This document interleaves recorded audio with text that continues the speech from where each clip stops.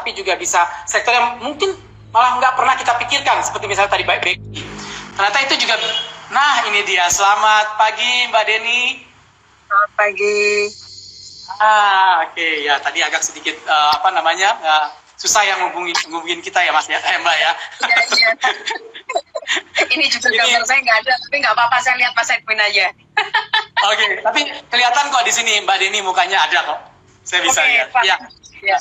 Nah, dari pertemuan kita hari Minggu yang lalu memang banyak pertanyaan nih Mbak untuk kartu prakerja. Mulai dari kapan pendaftaran gelombang 4, terus mereka yang gagal terus bagaimana ini, kemudian sertifikat belum ada di dashboard, terus mengenai pencarian insentif pasca pelatihan. Ada yang bilang susah di-upgrade untuk OVO dan linknya, malah jadwal insentifnya jadi hilang. Kemudian juga perlu ada fitur ganti rekening, ganti e-wallet. Nah ini pertanyaan-pertanyaan yang paling banyak ditanyakan. Nah mungkin ada yang Mbak Deni bisa jelaskan terkait dengan pertanyaan-pertanyaan itu, dan saya yakin bahwa nggak mungkin pertanyaan itu semua kita bisa jawab hari ini. Pasti kita akan adakan series pertemuan IG Live besok lagi untuk pertanyaan-pertanyaan yang lebih teknis lagi ya Mbak Deni ya. Nah, silakan Mbak Dini, mungkin ada yang bisa dijawab mengenai pertanyaan tadi. Baik, yang pertama Mas Edwin, ini sebenarnya pertanyaan-pertanyaannya menunjukkan bahwa teman-teman sudah pada mengambil pelatihan, sudah menuntaskan pelatihan. Terus kemudian teman-teman ingin mendapatkan insentif pasca pelatihannya. Nah, jadi ini di satu sisi buat kami membahagiakan karena berarti proses katakanlah yang kita harapkan sudah terjadi dan sekarang kemudian tinggal bagian dari insentifnya. Nah, terkait dengan insentif ini teman-teman, yaitu ada pertanyaan tentang insentif kok informasinya hilang di dashboard. Ini kenapa gitu. Nah, jadwalnya awalnya misalnya tanggal sekian kok kemudian hilang. Jadi ini teman-teman, kalau teman-teman ada seperti itu, sekali lagi teman-teman cek apakah teman-teman sudah mengupgrade rekening dari e-walletnya teman-teman atau belum. Karena sekali lagi kita perlu memastikan bahwa penerima dari insentif ini betul-betul ada teman-teman sendiri, bukan orang lain. Karena itu teman-teman pastikan upgrade rekening e-walletnya. Nah, kemudian yang kedua adalah begitu teman-teman itu mengupgrade, tapi ingat ya teman-teman, kalau teman-teman yang sudah punya rekening OVO, GoPay atau Link aja, jangan lupa bahwa NIK-nya, nomor induknya, itu harus kemudian sama persis dengan nomor induk yang teman-teman daftarkan pada saat prakerja. Jangan beda. Yang di KTP-nya Mbak, yang di KTP kan NIK. Betul, NIK-nya di KTP-nya, betul. Jangan sampai salah ya itu ya. Betul. Karena kalau itu kemudian NIK-nya beda, ya nggak bisa. Terus habis itu juga teman-teman nomor teleponnya ingat. Karena ini kan insentifnya ini akan terus dipakai selama 4 bulan ke depan. Karena kan dapat 600.000-nya 4 kali ini Mas Edwin. Jadi kalau teman-teman yang sudah dapat kayak Mas Robi tadi, maka pada tanggal yang sama, kalau tidak salah Mas Robi bilang tanggal 15 tadi dapatnya, maka tanggal 15 bulan depan Mas Robi akan menerima 600.000 yang kedua. Nah, tapi kalau teman-teman yang belum dapat tadi, pastikan bahwa mengupgrade rekening. Kemudian yang kedua adalah pastikan NIK-nya itu adalah sama dengan NIK yang ada di prakerja, jangan beda. Kemudian nomor teleponnya jangan ganti. Karena kalau nomor telepon ganti, besok kan akan dijelaskan oleh Mas Hengki, sepertinya tidak bisa kemudian dari kartu prakerja akan membuat katakanlah sebuah proses yang itu bisa ganti nomor telepon atau ganti rekening e-wallet karena kami khawatir dengan fraud. Jadi nanti ada proses kayak membuat surat pernyataan dan segala macam. Jadi teman-teman pasti kalau entry, karena sekali lagi kami kan ingin memastikan ini haknya teman-teman. 2,4 juta itu uang gede. Jadi jangan sampai kemudian itu jatuh ke orang lain. Karena itu teman-teman nomor teleponnya jangan diganti, dihidupin terus. Diisi pulsa terus sampai 6 bulan ke depan karena nanti kan juga ada insentif pasca surveinya sampai dengan 6 bulan ke depan. Nah, jadi itu teman-teman. Kemudian yang penting juga ini kalau teman-teman masih ada kendala itu bisa kemudian menghubungi dari nomor customer service dari masing-masing mitra pembayaran. Itu ada di FAQ Mas. Jadi di frequently asked questions di website itu ada. Kalau BNI nomornya adalah 1500046. Kalau OVO 1500696. Kalau Link aja 1500911. Kalau GoPay ada emailnya ts@gopay.id. Nah, yang penting ini juga Mas, ini yang penting buat teman-teman juga. Ini kalau teman-teman yang di BNI, yang punya rekening di BNI, kami menemukan ada 4.000 kalau tidak salah Mas, itu yang nick-nya beda dengan nick yang didaftarkan di Prakerja. Oke. Iya, bisa jadi teman-teman waktu buka rekening dulu, rekening Bapak Ibu misalnya bukan rekening Bapak Ibu, nomor KTP-nya Bapak Ibu misalnya ikut orang tua atau kemudian ada organisasi atau apa, yang pasti teman-teman harus pastikan nick-nya sama dengan nick yang ada di Prakerja. Kalau tidak begitu kami tidak berani karena demi memastikan bahwa penerimanya betul-betul ada teman-teman. Nah, yang lain itu adalah kalau tidak salah yang tadi ya cara apakah ada cara ganti nomor telepon, e-wallet, nanti itu akan dijelaskan lebih detail sama Mas Hengki, Direktur Operasi besok ya. Oke. Nah, Mbak, jadi memang di sini kita perlu kerjasama juga dengan Sobat Prakerja ya. Jadi jangan sampai ganti beda nomor NIK, ganti nomor telepon. Ya kalau begitu yang menyusahkan diri sendiri kan ya. Iya, dan kemudian kami sekali lagi ini melayani jutaan orang nantinya, jadi mohon juga teman-teman untuk kerjasamanya supaya kemudian kerja dari tim operasi kami, tim IT kami, ini juga membuat layanan menjadi lebih baik, lebih cepat, lebih lancar buat kita semua. Baik, nah sehubungan dengan tadi Mbak, pertanyaan tadi, ada yang nanya juga nih, ada nggak sih kalau memang kita mau ganti, ada nggak sih fitur ganti rekening? Ada nggak sih itu? Ada fasilitasnya Mbak? Jadi ada dua yang itu menurut tim operasi, betul. Ada dua yang menurut tim operasi itu dalam jangka pendek ini belum bisa diakomodasi secara sistem. Yaitu adalah ganti rekening e-wallet, yang kedua adalah ganti dari nomor telepon. Karena dua ini lagi nanti bisa fraud Mas. Dia akan orang tukar-tukar. Nah, itu kan yang dikhawatirkan. Kan beberapa kan ada yang bilang bahwa kita bisa menjual ini nih manfaat dari kartu prakerja karena kan daripada nunggu 4 bulan saya kasih uangnya di depan dan seterusnya. Itu yang gitu-gitu Mas. Jadi kita ingin menghindarkan supaya kemudian tidak terjadi fraud. Karena itu teman-teman untuk yang dua ini dalam jangka pendek untuk sistem sepertinya kita belum bisa mengakomodasi, tapi kita akan memikirkan mekanisme yang sifatnya manual yaitu lewat surat pernyataan dan segala macam.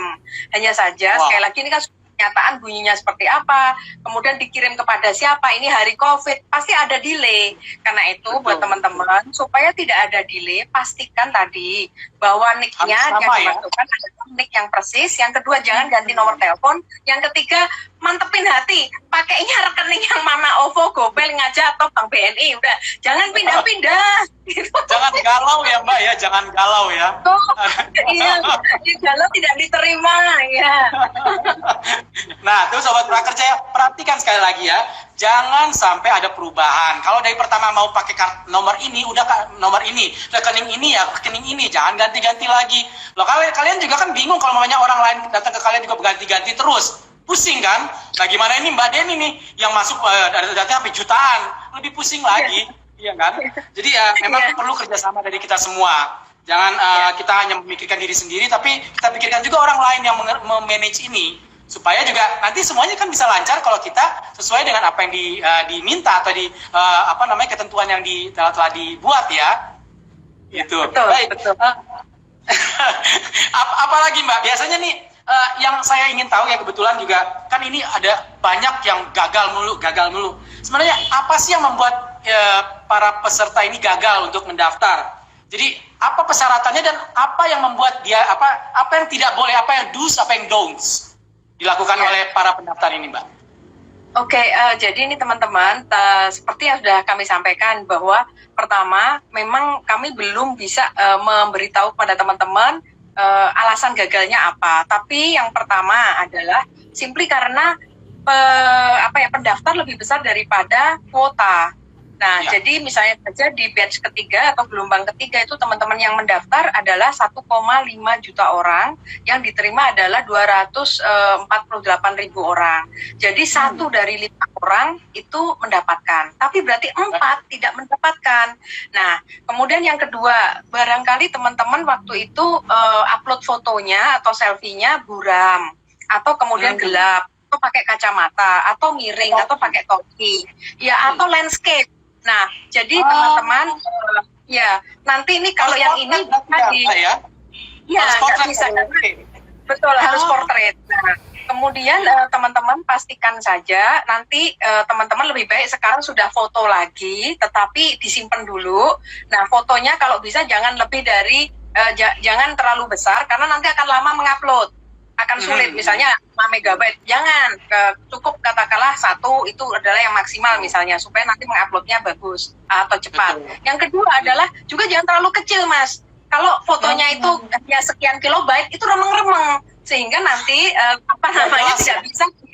tidak bisa dicek apakah ini Mas Edwin betul-betul Mas Edwin. Apalagi foto KTP Mas Edwin mungkin fotonya sudah 5 tahun yang lalu, betul kan? Barangkali ada perubahan. Nah, jadi jangan pakai kacamata, jangan pakai topi, kupingnya kelihatan ya teman-teman, itu dan seterusnya. Jadi itu fotonya tolong sudah disiapkan dulu, sehingga nanti ketika fitur untuk upload kembali selfie itu kemudian teman-teman sudah punya fotonya itu. Nah, kemudian yang ketiga yang untuk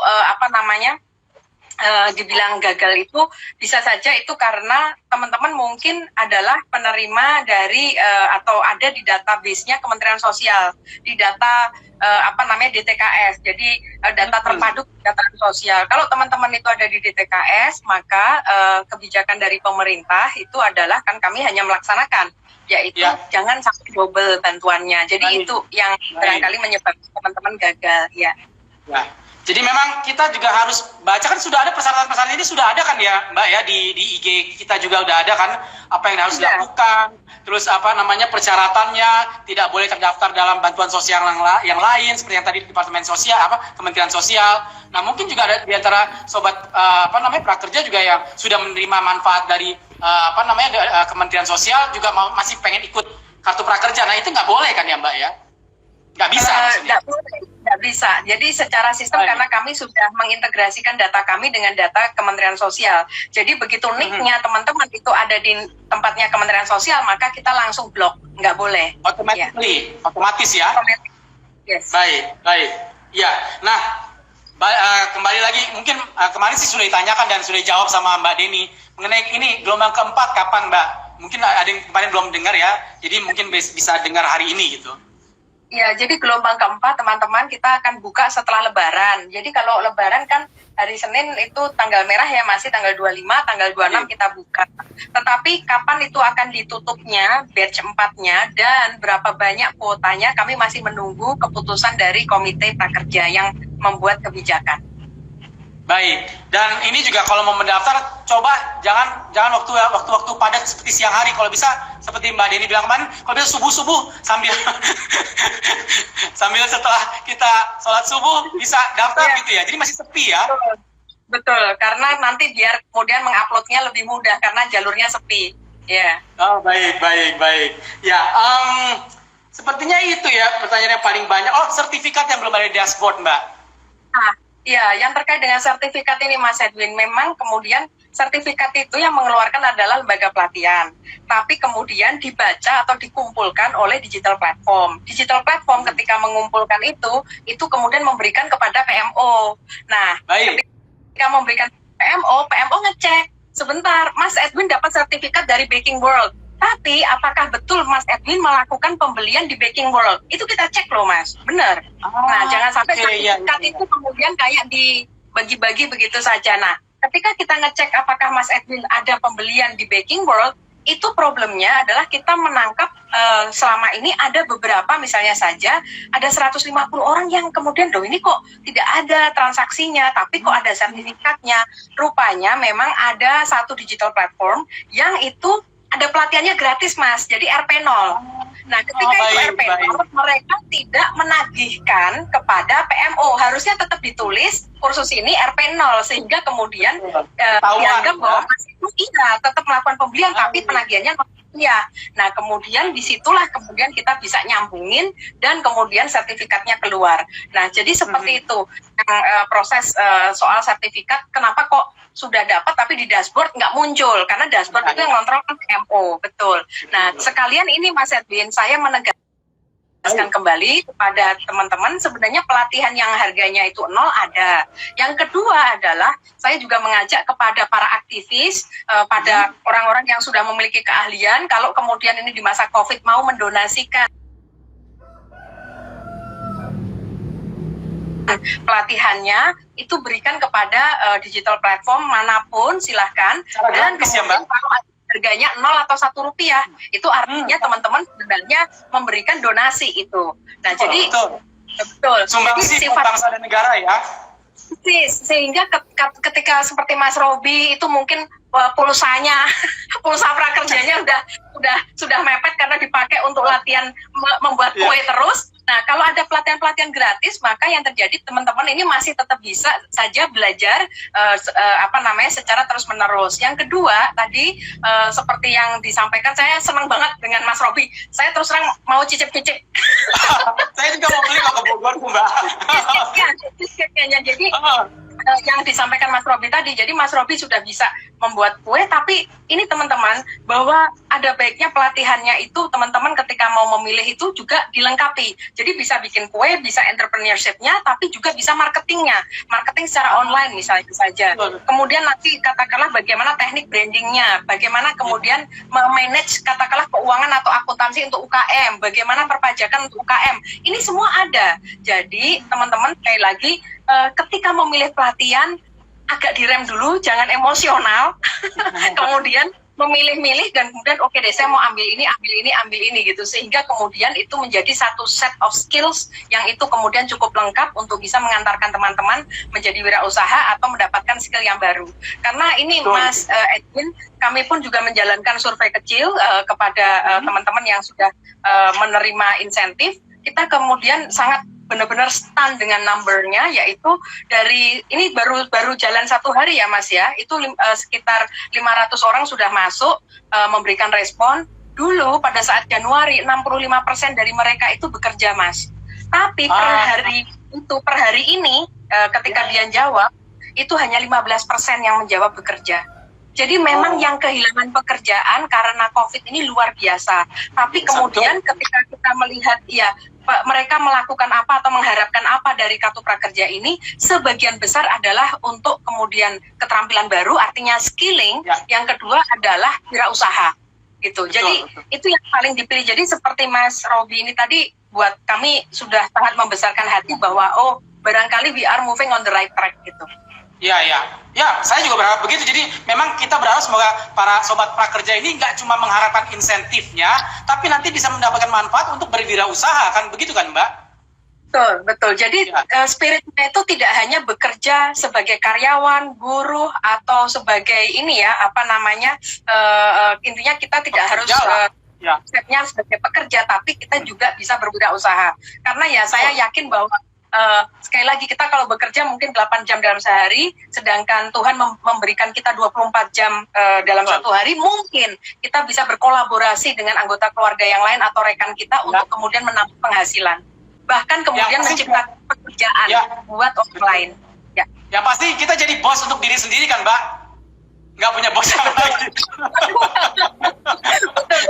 Untuk kemudian juga bapak-bapak, tadi yang disebutkan bapak-bapak, sebenarnya kami juga menerima video testimoni Mas Edwin, ada seorang bapak-bapak yang kemudian latihan kue dari Baking World, mungkin beliau itu lebih dari 50 tahun, tetapi memang beliau kemudian mengatakan sudah mencoba dan kemudian sudah mulai menjual kue-kuenya. Buat kami ini mungkin bagian juga dari katakanlah upaya belajar sepanjang hayat. Kita tetap berusaha untuk produktif dan kemudian setelah pensiun pun kita kemudian memiliki katakanlah keterampilan untuk bisa mendukung ekonomi keluarga. Setuju. Nah terakhir nih Mbak, jadi ini masih ada yang nanya nih, kalau saya mau ganti itu rekening itu apakah masih bisa ataukah nanti dia perlu ini aja daftar ulang lagi atau gimana Mbak? Kan nggak mungkin nih, tadi belum ada fiturnya untuk ganti-ganti, gitu gimana tuh Mbak? Jadi untuk teman-teman yang tadi ingin ganti rekening atau ganti nomor telepon, tolong bersabar dulu. Tapi sekali lagi, solusinya bukan sistem, Mas. Solusinya nanti pasti adalah surat yang sifatnya manual. Nah, tapi karena itu kepada teman-teman yang ini mengikuti IG dan sekali lagi belum menautkan e-walletnya, ini sekaligus peringatan buat teman-teman supaya tidak repot atau tertunda insentifnya teman-teman. Pastikan kalau teman-teman sudah punya rekening OVO, GoPay atau apa, pastikan bahwa ini adalah miliknya teman-teman. Nomor teleponnya ada nomor teleponnya yang teman-teman pakai untuk mendaftar prakerja, dan kemudian nick-nya yang dimasukkan harus nick-nya yang sama dengan prakerja. Baik, itu udah jelas banget tuh Mbak, udah jelas banget ya. Jadi supaya kita nggak repot, kita jangan ganti-ganti. ya, karena itu akan merepotkan diri sendiri dan merepotkan orang lain. Baik, Mbak Deni, ini kita udah sejam nih ya. Terima kasih sekali atas bincang-bincangnya. Mudah-mudahan ini menjawab pertanyaan-pertanyaan yang begitu banyak yang sudah masuk ke tempat kita di sini. Dan saya ingatkan lagi buat Sobat Prakerja, besok kita masih ada lagi pertemuan lagi IG Live, dan ada dengan pertanyaan-pertanyaan yang lebih teknis lagi, mungkin akan kita bisa coba jawab. Sekali lagi, ini pertanyaan yang banyak ya, maksudnya bukan pertanyaan cuma satu orang saja, tapi kita akan kumpulan mana pertanyaan yang paling banyak, itu yang akan kita coba jawab. Ya, baik Mbak Deni, terima kasih sekali lagi. Sukses, semoga semuanya bisa berjalan lancar. Dan juga buat Sobat Prakerja dimanapun Anda berada, terima kasih atas perhatiannya. Kita akan jumpa lagi besok. Jangan lupa kalau ada pertanyaan bisa dimasukkan di chat IG Kartu Prakerja. Nanti kita akan kumpul, kita akan catat semuanya. Terima kasih Mbak Deni, sampai ketemu lagi. Selamat berpuasa semuanya. Semoga lancar sampai dengan hari Idul Fitri nanti. Terima kasih. Wassalamualaikum warahmatullahi wabarakatuh. Waalaikumsalam.